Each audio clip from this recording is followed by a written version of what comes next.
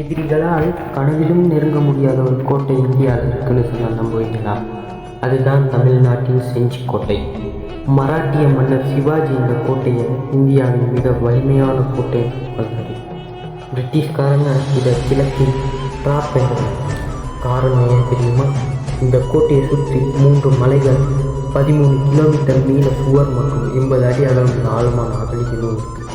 இந்த கோட்டையின் வரலாற்றில் மறக்க முடியாத பெயர் அதாங்க சிங்கராஜன். வெறும் 22 வயசில் 10,000 படைகளை கொண்ட நவாப் படை வெறும் 350 குதிரை வீரர்களோடு எடுத்து போரிட்ட வீரர்.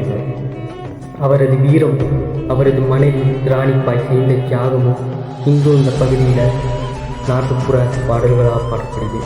சோழர்கள், விஜயநகரம் மாமன்னர்கள், மராட்டியர்கள் என பல சாம்ராஜ்யங்களை கண்ட இந்த செஞ்சிக்கோட்டைக்கு நீங்கள் போயிருக்கீங்களா? தமிழ்